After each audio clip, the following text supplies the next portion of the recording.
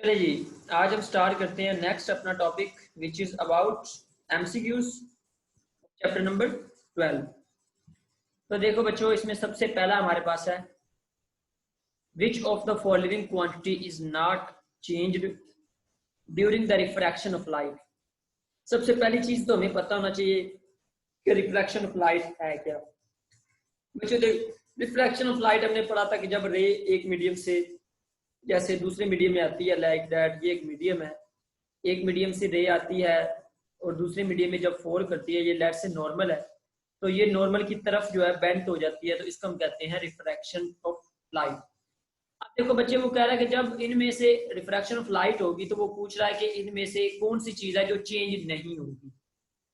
तो बच्चों ये नेचर का फिनोमिना है, आपने ये याद रखना है कि जो नंबर ऑफ वेव्स हैं, फ्रीक्वेंसी क्या होती है, number of waves per unit time. अब देखो ये नंबर ऑफ वेव्स जो यहाँ से पास कर रही हैं, नंबर ऑफ वेव्स आगे पास कर रही हैं, तो number of waves per unit second या यूनिट टाइम जो हमारे पास फ्रीक्वेंसी होती है, ये चेंज नहीं हो रही। इसके अलावा देखिए स्पीड भी चेंज हो रही है, क्योंकि मीडियम से मीडियम स्पीड चेंज होती है, ये मैंने आपको बताया था, एयर से ग्लास में, ग्लास से एयर में। इसी तरह डायरेक्शन को देखें तो डायरेक्शन भी उसकी पहले ये थी और चेंज हो रही है।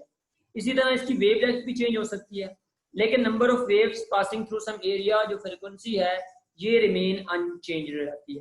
तो इसका राइट ऑप्शन फिर क्या होगा? इसका राइट ऑप्शन है चार्ली, सी ऑप्शन। इसका राइट ऑप्शन है फ्रीक्वेंसी। अच्छा, इसके बाद नेक्स्ट मूव ऑन करते हैं नंबर 2 पे। A converging mirror with a radius of 20 centimetre. देखिए एक कन्वर्जिंग मिरर है हमारे पास। कन्वर्जिंग मिरर कौन सा मिरर होता है? हमारे पास कनकेव मिरर होता है। कनकेव मिरर हमारे पास कन्वर्जिंग मिरर होता है with a radius of 20 centimetre. उसका रेडियस कितना है? 20 centimetre. Creates a real image 30 centimetre. वो 30 सेंटीमीटर का इमेज बना रहा है डिस्टेंस पे फ्रॉम मिरर, मिरर से। What is the object distance? हमने यहाँ पे ये क्यू की वैल्यू दी हुई है, ठीक है, और ये हमें क्या दी हुई है? ऑब्जेक्ट की वैल्यू पूछी गई है, यानी पी की वैल्यू हमने हमसे पूछी गई है। इसके बच्चों सोल्यूशन पे आते हैं हम। इसके हम सोल्यूशन पे आते हैं।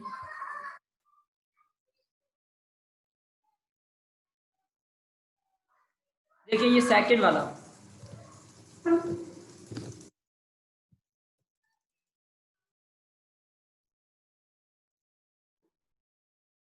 सेकंड वाला इसमें देखें कि बच्चों इसमें सबसे पहली चीज कि ये हमारे पास एक कन्वर्जिंग मिरर है। ये क्या है? Converging mirror. देखिए ये कौन सा है? कनकेव मिरर है, कन्वर्जिंग।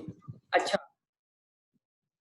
ये हमारे पास प्रिंसिपल एक्सिस है, इसके ऊपर ये फोकस है, और ये हमारे पास सेंटर ऑफ कर्वेचर है। सेंटर ऑफ कर्वेचर से लेके यहाँ तक डिस्टेंस जो हमारे पास होता है वो आर होता है, क्योंकि इसको अगर हम पूरा सर्कल बनाएं तो पूरे सर्कल का ये हमारे पास रेडियस है। अब देखें हमारे पास एफ की वैल्यू नहीं है, फोकल लेंथ की वैल्यू नहीं है, तो फोकल लेंथ किसके इक्वल होता है? ये देखिए यहाँ से यहाँ तक फोकल लेंथ है ना, तो ये देखिए रेडियस का हाफ है। यहाँ से यहाँ तक रेडियस है और इसका हाफ क्या है? फोकल लेंथ है। तो एफ किसके इक्वल है? r/2। तो रेडियस हमें दिया होगा 20 सेंटीमीटर। 20/2 डिवाइड करेंगे तो ये 10 सेंटीमीटर हमारे पास फोकल लेंथ आ गई। अब देखें क्यू भी गिवन है, एफ भी हमने फाइंड कर लिया, हमने पी डिस्टेंस फाइंड करना है। तो हमारे पास फॉर्मूला होता है 1/f is equal to 1/p plus 1/q। बच्चों रिकॉर्डिंग हो रही है? जी सर हो रही है। अच्छा, उसके बाद देखिए हमने यहाँ से 1/p यानी p की वैल्यू को फाइंड करना, तो 1/q को दूसरी साइड पे ले जाएंगे तो वो माइनस हो जाएगा। ये माइनस हो गया, ठीक है बच्चों।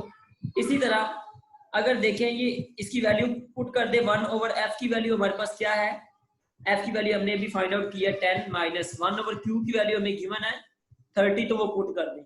जब 1 को 10 पे डिवाइड करेंगे 0.1 आ जाएगा, 1 को 30 पे करेंगे तो 0.033 आ जाएगा।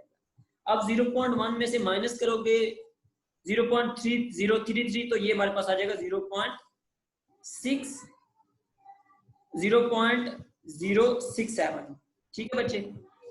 इसके बाद 1/p इसके इक्वल आ गया, तो हमें तो p की वैल्यू चाहिए ना बच्चे, तो p को इधर ले जाए और इसको नीचे डिवाइड कर दे, तो 1 ये आ जाएगा, यानी 1 के नीचे ये आ जाएगी 0.067। तो जब डिवाइड करोगे 1 को 0.067 पे तो आ जाएगा 14.9, जिसको राउंड ऑफ करोगे तो 15 सेंटीमीटर आएगा। तो इसका राइट ऑप्शन क्या है 15 सेंटीमीटर। इसका राइट ऑप्शन क्या है हमारे पास 15 सेंटीमीटर। तो चूंकि इसमें दिया हुआ है माइनस में तो इसका आ जाएगा, क्योंकि प्लस में नहीं दिया हुआ, और वैसे भी हमारे पास क्या यूज किया हुआ है, आपकी बुक में प्लस दिया हुआ है बच्चों? No sir. नो। तो प्लस नहीं दिया हुआ तो आपने इस पे क्लिक करना है, ठीक है, -15। तो हमने बेसिकली इसकी जो है डिस्टेंस फाइंड कर लिया, वो 15 सेंटीमीटर है, लेकिन इसमें उसने डायरेक्शन को भी मेंशन कर दिया। नेक्स्ट आ जाते हैं हम थर्ड पे। An object is placed at the center of the curvature of concave mirror। अब concave mirror के center of curvature में एक ऑब्जेक्ट को रखा गया। The image produced by the mirror is located। वो कह रहा है कि अगर हम center of curvature पे, concave mirror के center of curvature में इमेज को रखें तो इमेज कहाँ पे बनेगा? तो इसका राइट ऑप्शन है at the center of curvature। कैसे, इसको भी हम देखते हैं कि वो सेंटर ऑफ कर्वेचर पे रख के सेंटर ऑफ कर्वेचर पे ही कैसे मिलेगा। तो ये देखें, ये थर्ड को देखें, थर्ड केस को, इसका आंसर है एट सेंटर ऑफ कर्वेचर। देखो बच्चों, ये हमारे पास मिरर है, कन्वर्जिंग मिरर है। ये हमारे पास क्या है, ये हमारे पास है सेंटर ऑफ कर्वेचर सी। यहाँ पे ये ऑब्जेक्ट पड़ा है, तो यहाँ से रेज आके यहाँ पे मीट कर रही है, यहाँ से रेज आके इस पॉइंट पे मीट कर रही है। तो देखें सेंटर ऑफ कर्वेचर पे ही ऑब्जेक्ट खड़ा है और इमेज भी सेंटर ऑफ कर्वेचर पे ही मिल रहा है। तो ये आपने फिनोमिना याद रखना है। ये एक हमारे पास सर दोबारा समझा दें, ये समझ नहीं आई। देखें, वो कह रहा है कि एक ऑब्जेक्ट सेंटर ऑफ कर्वेचर पे खड़ा है, ये सेंटर ऑफ कर्वेचर है सी। देखिए ये एक पूरे सर्कल का ये सेंटर ऑफ कर्वेचर है। वो कह रहा है कि अगर ऑब्जेक्ट सेंटर ऑफ कर्वेचर पे खड़ा है तो यहां से अगर रेज आ रही हैं, मिरर से टकराने के बाद रिफ्लेक्ट बैक हो रही हैं, और रिफ्लेक्ट बैक होने के बाद वो इस पॉइंट पे मीट कर रही है, और ये वाले पॉइंट को अगर ड्रा करें तो ये भी सेंटर ऑफ कर्वेचर है। तो इसका मतलब है कि ऑब्जेक्ट अगर सेंटर ऑफ कर्वेचर पे खड़ा है तो उसकी पिक्चर भी सेंटर ऑफ कर्वेचर पे ही बनेगी, लेकिन इन्वर्टेड होगी। यानी कि देखिए ये इरेक्ट है, ये इन्वर्टेड है, बस ये फर्क है। लेकिन बेसिकली इसका इमेज भी कहाँ पे बन रहा है, एट सेंटर ऑफ कर्वेचर। ये देखिए ना, सी सेंटर ऑफ कर्वेचर है, तो सेंटर ऑफ कर्वेचर के ऊपर ही इमेज बन रहा है। तो इसका राइट ऑप्शन क्या है, इसका राइट ऑप्शन है at the centre of curvature. ठीक है, मिरर में भी ऐसे ही होगा क्या बच्चे? सर कन्वेक्स मिरर में भी ऐसे ही होगा। कन्वेक्स मिरर में बच्चे ऐसे नहीं होगा। कन्वेक्स मिरर में जो होता है वो डाइवर्जिंग लेंस होता है। ये होता है कन्वर्जिंग, सॉरी मिरर की बात कर रहे हैं। तो जो कनकेव मिरर है वो बच्चे, कनकेव मिरर कन्वर्जिंग होता है, जबकि कन्वेक्स मिरर डाइवर्जिंग होता है। उसमें ये इमेज नहीं बनेगा, उसमें बल्कि वर्चुअल इमेज बनेगा, जिसे हम अपनी तरफ से लाइंस ड्रा करके बनाते हैं। जी ठीक है। अच्छा, नेक्स्ट मूव करें नंबर 4 पे। An object is 14 centimetre in front of convex mirror. अब देखें, एक कन्वेक्स मिरर के सामने 14 सेंटीमीटर पे एक ऑब्जेक्ट को रखा गया, यानी ऑब्जेक्ट डिस्टेंस P क्या है, 14 centimetre. The image is 5.8 centimetre behind the mirror. बच्चे बिहाइंड द मिरर है, इसका मतलब है कि वो रियल इमेज नहीं है। अब क्लियर हो गया ना कि ये देखें, इसमें उसने क्लियर कर दिया कि कन्वेक्स मिरर में बिहाइंड द मिरर बनेगा। What is the focal length of the mirror? हमने फोकल लेंथ फाइंड करनी है। हमें ऑब्जेक्ट डिस्टेंस दिया हुआ है P, इमेज डिस्टेंस दिया हुआ है Q, और हमने फोकल लेंथ फाइंड करनी है। तो वही 1/f is equal to 1/p + 1/q वाला फॉर्मूला लगेगा, ये वाला। अब देखिए, P दिया हुआ 14 सेंटीमीटर, Q दिया हुआ -5.8 सेंटीमीटर, और फोकल लेंथ को फाइंड आउट करना है। ये -5 क्यों, 5.8 मैंने माइनस क्यों लगाया, क्योंकि ये वर्चुअल इमेज बन रहा है बिहाइंड द स्क्रीन। बिहाइंड मतलब वर्चुअल, वर्चुअल मतलब इमेज नेगेटिव, ठीक है, तो Q माइनस आ जाएगा। अच्छा, फोकल लेंथ फाइंड करनी है तो 1/f हमारे पास इक्वल होता है 1/p + 1/q। 1/p, p की वैल्यू 14 प्लस 1/q, q की वैल्यू क्या है, -5.8। अब ये माइनस प्लस माइनस हो जाएगा, तो यानी कि यहाँ पे माइनस आ जाएगा, तो 1/14 ये आ जाएगा, 1/5.8 ये आ जाएगा, इसमें से इसको माइनस करेंगे तो ये आ जाएगा। तो हमने f की वैल्यू को फाइंड करना है, तो f को इधर शिफ्ट कर देंगे और इसको इधर शिफ्ट कर देंगे, तो 1/-0.102 आ जाएगा। तो 1 जब -0.102 करेंगे तो ये हमारे पास आ जाएगा -9.8 समथिंग।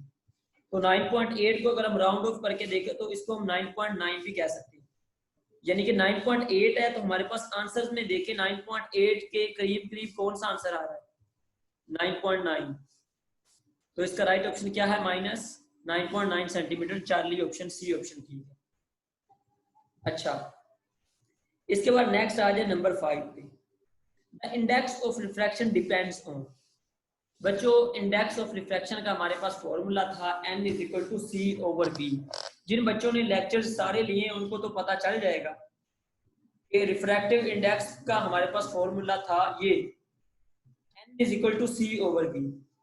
तो इसमें देखिए ये रिफ्रैक्टिव इंडेक्स इस पे डिपेंड कर रहा है स्पीड ऑफ लाइट पे, क्योंकि ये c क्या है? स्पीड ऑफ लाइट है। तो बच्चों ऑप्शंस में देखें, ऑप्शन में एक फोकल लेंथ दिया हुआ है, ना तो ये फॉर्मूले में शामिल है, ना ये इमेज डिस्टेंस शामिल है, ना ऑब्जेक्ट डिस्टेंस शामिल है, तो स्पीड ऑफ लाइट इसमें शामिल है। तो इंडेक्स ऑफ रिफ्रैक्शन किस पे डिपेंड करता है? स्पीड ऑफ लाइट पे। क्लियर है?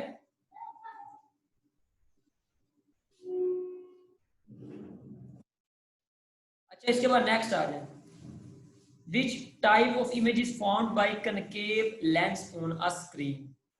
बच्चे, हमारे पास जो कनकेव लेंस होता है, मुझे बताएं ये जो होता है ये इमेज कौन सा देता है? रियल देता है या इमेजिनरी?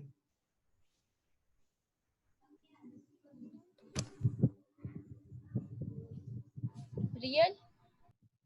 बच्चे, वो तो कन्वेक्स लेंस हमें देता है।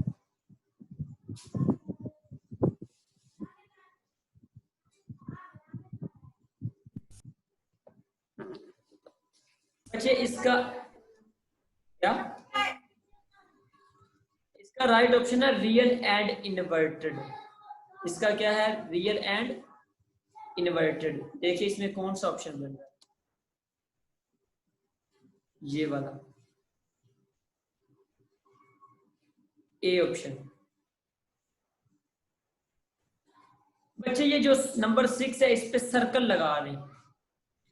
इसको मैं देखूंगा कि ये इन्वर्टेड एंड रियल भी आ रहा है, लेकिन बेसिकली मेरे ख्याल में इसमें इन्वर्टेड एंड विर्चुअल आना चाहिए, लेकिन आंसर में जो दिया हुआ है ना वो इन्वर्टेड एंड रियल दिया हुआ, क्योंकि रियल तो हमें कन्वेक्स लेंस दे रहा होता है, ठीक है, इन्वर्टेड तो हमें मिलता ही मिलता है। चलिए नेक्स्ट पे देखते हैं, इस पे आप सर्कल लगा रहे, कल मैं बता दूं। 7, which type of image is produced by converging lens. Converging lens से तो लिखी पड़ी बात है कि रियल इमेज मिलता है। कन्वर्जिंग लेंस कौन सा होता है? जो कन्वेक्स लेंस होता है, उससे तो हमें रियल इमेज मिलता है। और दूसरी चीज ये है कि छोटा इमेज मिलता है। इन्वर्टेड एंड डिमिनिश्ड, डिमिनिश्ड का मतलब छोटा, तो इसका बीटा ऑप्शन है। इसी तरह कैमरे में भी कन्वेक्स लेंस यूज होता है, हमारी आंख में भी कन्वेक्स लेंस होता है। आंख का भी रियल इन्वर्टेड डिमिनिश्ड है। Image found by camera, camera में भी लेंस कन्वेक्स लेंस यूज होता है, इसमें भी रियल इन्वर्टेड एंड डिमिनिश्ड। इन दोनों का ये है, real inverted and diminished.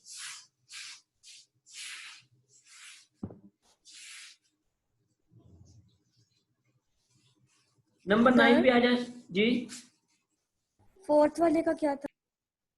Fourth वाले का -4 9.9 सेंटीमीटर।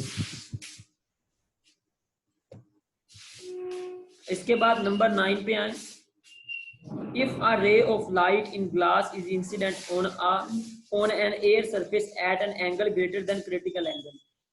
बच्चों, जब एंगल क्रिटिकल एंगल से बढ़ जाता है तो फिर कौन सा फिनोमेना अक्कर होता है? बताएं मुझे।